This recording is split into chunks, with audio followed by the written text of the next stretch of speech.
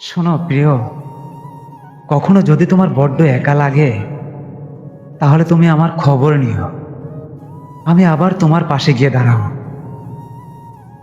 তুমি কখনো আমার ভালোবাসা নিয়ে প্রশ্ন করতে পারো না, কারণ যখন বুঝতে পেরেছি তুমি আমার ভালোবাসা নিয়ে খেলতে চাও।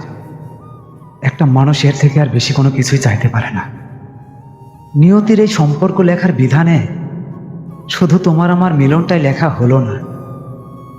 এটা নিয়ে আমি নিয়তির কাছে কোনো অভিযোগ করি না, বরং আমার আফসোস হয়। ইস,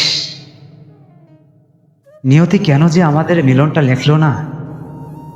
কাউকে বিনা কারণে কষ্ট দিয়ে থাকলে সেটা আপনার কাছে ফিরে আসবেই। দুদিন আগে বা দুদিন পরে ফিরবে। এই কথাটি শুধু প্রবাদ নয়, এটি জীবনের এক কঠিন বাস্তবতা। মানুষ যখন কাউকে অকারণে কষ্ট দেয় তখন হয়তো সে ভাবে কেউ কিছু দেখছে না, বুঝছে না। কিন্তু প্রকৃতি চুপচাপ সব দেখে রাখে, সব মনে রাখে। আর ঠিক সময় মতো সেই অন্যায়ের প্রতিদান ফেরত আসে। হয়তো তখন তুমি ভুলে গেছেন কাকে কিভাবে কষ্ট দিয়েছেন, কিন্তু জীবনে কখনো ভুলে না। কারণ কি, মানুষের কষ্টের প্রতি সৃষ্টিকর্তা অন্যতম একটা সংবেদনশীল থাকেন। কেউ যখন বিনা কারণে অন্যের চোখে জল আনে, মন ভাঙে, অসম্মান করে, তখন সে শুধু একজনকে কষ্ট দেয় না, সে অন্যজনের ভাগ্যকে কলঙ্কিত করে। আপনি কাউকে অপমান করলেন, হ্যাঁ করলেন, অথচ সে কোনো কিছুই বলল না, অথচ সে কোনো কিছুই করেনি। তখন তার দোয়া নয়, কিন্তু বুকের চাপা কষ্ট একান্তই আপনি আরতি আকাশের দিকে উঠে যায়। সে আর্তনাদ এক সময় ফিরে আসে, অন্য কোনো রূপে, হয়তো এমন কোনো ভাবে আপনি ভাবতেও পারেন না। কেমনটা হলো জীবনের নিয়ম, জীবনের সব কিছুর প্রতিদানই আছে। আপনি যাকে তা দিবেন তাই ফেরত পাবেন। আপনি যদি কাউকে ভালোবাসা দেন, শ্রদ্ধা দেন, সেটা ফিরে আসে আশীর্বাদ হয়ে। কিন্তু আপনি যদি কাউকে দুঃখ দেন, তার নীরব কান্নার কষ্ট, তাহলে সেই দুঃখ আপনার জীবনে ফিরে আসবেই আসবে, কখনো দ্বিগুণ হয়ে, কখনো আবার শিক্ষা হয়ে। এজন্যই মানুষকে ছোট করতে নেই, কষ্ট দিতে নেই, কারণ আপনি জানেন না সে কার চোখের পানি ফেলছে। হয়তো সে একজন অসহায় বাবা মা, স্ত্রী বা সন্তান, যার জন্য উপরের কেউ সেজদা ভাবে তাকিয়ে আছেন। তখন আপনি শুধু তার সামনে অপরাধী না, অপরের দিকে তাকিয়ে তৌফিকতা নয়, দ্বিগুণ ভাবে কষ্ট ফিরে পাবেন। অন্যকে কষ্ট দিয়ে কেউ কখনো সুখী হতে পারে না। জীবন একদিন একই হিসাব নিয়ে হাজির হবে। তাই চলুন, কাউকে কষ্ট না দিয়ে বরং ভালোবাসা, অনুসহবতী ও অনুশীলনতার সাথে পথে হাঁটি। নিজের সুখের জন্য অন্যর দুঃখ তৈরি করা কখনোই বুদ্ধিমানের কাজ নয়। মামা, জীবনে কাউকে কখনো কষ্ট দিয়ে থাকলে তার কাছে ক্ষমা চেয়ে নিন। জীবন বাঁচেই বা কয়দিন বলুন। তাই সবাইকে বলছি, আমাদের জীবনে চলার পথে যদি কখনো কারোর মনে কষ্ট দুঃখ দিয়ে থাকি, কখনোই সেগুলো মনে রাখবেন না, ইনশাল্লাহ মাফ করে দিবেন। একদিন আমার মায়াবতী আমাকে গভীর রাতে ফোন দিয়ে এমনভাবে ভয়েসটা দিচ্ছিল, সে বলছিল, জান ঘুমাছ?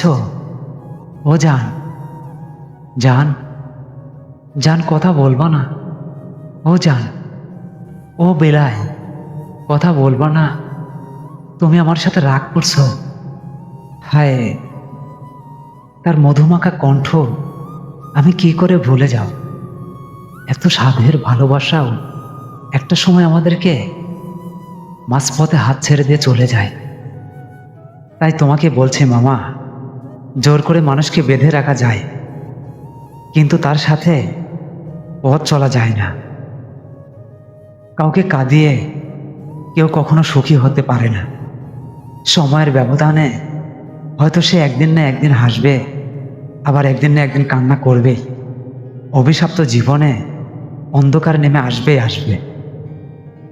আমাদের জীবনে কিছু কিছু আঘাত এতটাই গিয়ে আঘাত করে যেন কলিজা ছিদ্র হয়ে যায়। কাউকে বলে বোঝানো অসম্ভব। সব কথাই যদি তোমাকে বলে বোঝাতে হয়, তাহলে তুমি আর আমায় ভালোবাসলে কই? জানগো, তুমি আমার হাসি দেখে এতটা খুশি হইও না। আমার ভিতরের কষ্ট দেখলে তুমি চিৎকার করে কান্না করে দিবে তুমি নিজেই। কোনো মানুষের মায়ায় না পড়ে মরে যাওয়াই ভালো, কারণ মরে গেলে হয়তো কষ্ট একবার হয়, আর কারো মায়ায় পড়লে ধীরে ধীরে পুরো জীবনটা শেষ হয়ে যায়।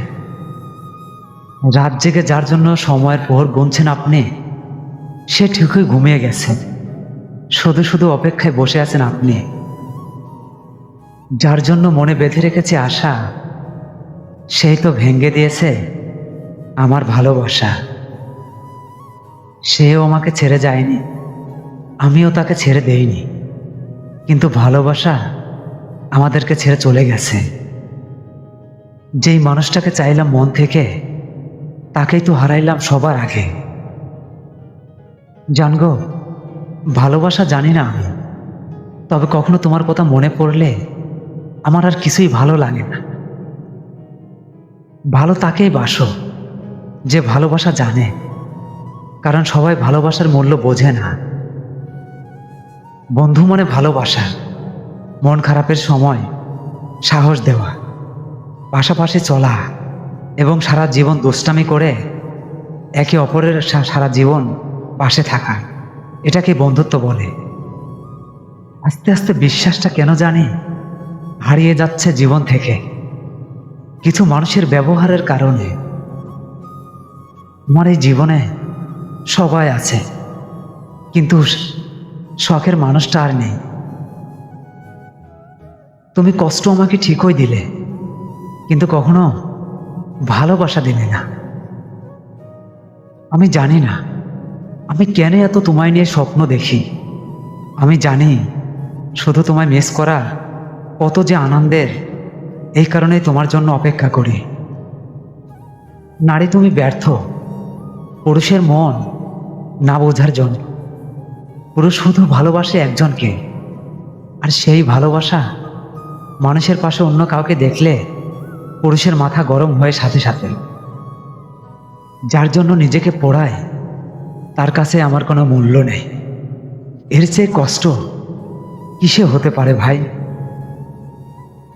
তুমি যতই সুন্দর হও না কেন, যদি প্রিয় মানুষের জন্য মায়া আর ভালোবাসা না থাকে, সেই সুন্দরের কি দাম আছে বলো?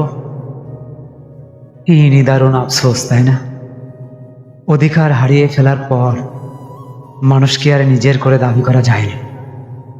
সেজন্যই হয়তো রবি ঠাকুর বলেছিলেন, উড়তে দিয়ে দেখো, যদি সে ফিরে আসে তবেই সে তোমার, নালে তুমি ভুলে যাও কি ছিল তোমার গল্প। আমার বাবা কখনোই আমাকে বলেনি আমি তোমায় ভালোবাসি, কিন্তু তার প্রতিটি কাজে ছিল নিঃস্বার্থ ভালোবাসার ছাপ। জানরে, পাপ হবে জেনেও অনেক আশা নিয়ে সব ছেড়ে নিজের গায়ে জড়িয়ে নিয়েছিলাম কলঙ্কের পোশাক। তবুও সে আমারে বোঝালো না আমারে ভালোবাসা। কোনো মানুষের রূপের মায়ায় পড়লে তাকে ভুলে যাওয়া যায়, কিন্তু কারো মায়ায় পড়ে এই জীবনে তার মায়া কাটিয়ে ওঠা কখনোই সম্ভব হয় না। সে আমার তেমনই এক মায়া, যাকে আমি এক মুহূর্তের জন্য ভুলে থাকতে পারি না। মানুষের জীবনে দ্বিতীয় ভালোবাসাটা এই জন্য স্পেশাল হয়, ওই ব্যক্তিরা হয়তো আপনার অর্ধমৃত জীবন পুরোপুরি শেষ করে দিবে, আর না হয়তো সেই জীবনটা পুরোপুরি সুস্থ করে দিবে। তুমি কাফনের কাফুর হলে ভালো হতো, একবার জড়িয়ে ধরলে আর ছাড়তে হতো না। আমার দূরত্ব তোমাকে ভালো রাখুক। আমি চাই আমার থেকে যত্নবান কেউ তোমার জীবনে আসুক, যে তোমার যত্ন নেবে, যেটা আমি নিতে পারিনি। আমি তাকে চিনি না, জানি না, অল্প দিনের পরিচয়, তাও কেন জানি তার জন্য আমার এই বুকের ভিতর অনেকটা মায়া হয়।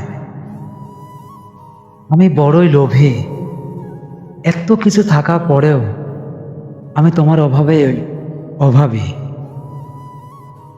সে বিবাহিত জেনেও তাকে পাওয়ার আশা করো। এমন পাপীগুলো কই সাড়া দাও। ধন্যবাদ।